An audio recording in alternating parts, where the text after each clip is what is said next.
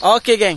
Hari ni seperti kita royak kemarin, pagi ni kita mari kutik semula tahu anyut kita. Dan apa ni? Dan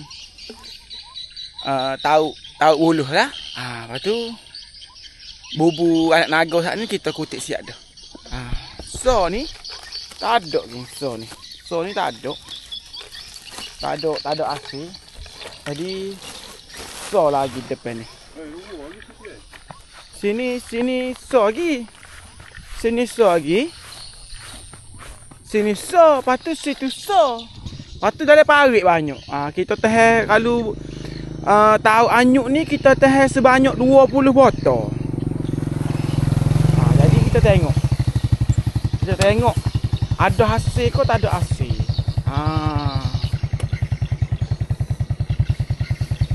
Macam tak ada hasil hak ni. Tak ada asal ni. Tak ada. Tak ada hasil ke. Tak apalah. Kita tengok depan pula. Jom.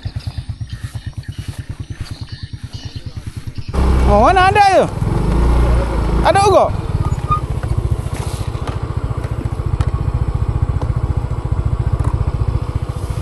Ada juga.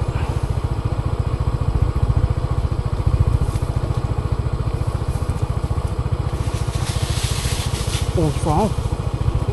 Bau. Sao bau?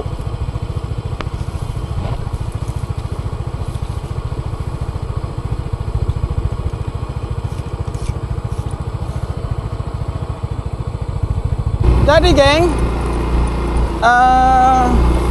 kita dah hampir nak habis ke 20 botol. Tapi masalahnya kita tak boleh juga. Tak apalah. Tak ada rezeki lagi lah. Sekejap lagi kita pergi angkat tahu buluh pula.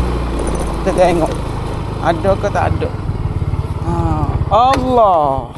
Tak ada juga hak ni. Apa botol dia tu? Habis dah? Tak ada juga.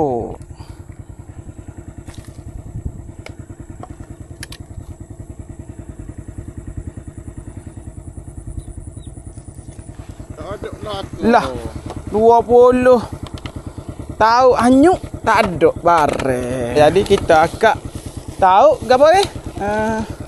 Bulu. Tahu bulu. Jom, let's go.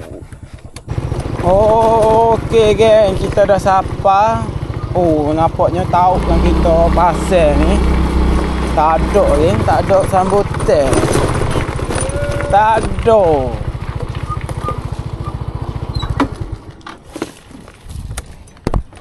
Tak ada.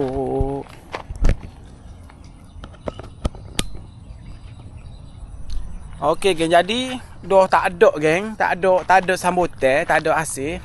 Jadi kita akan ambil dulu tahu ni sebanyak 7 tak? 7 tahu ni kita ambil, bawa balik dulu. Basuh semua dan kita akan cari tempat lain untuk kita pasal pula. Beres. Inilah konten kita hari ni geng. Beres. Apa-apa pun tunggu seterusnya. Assalamualaikum.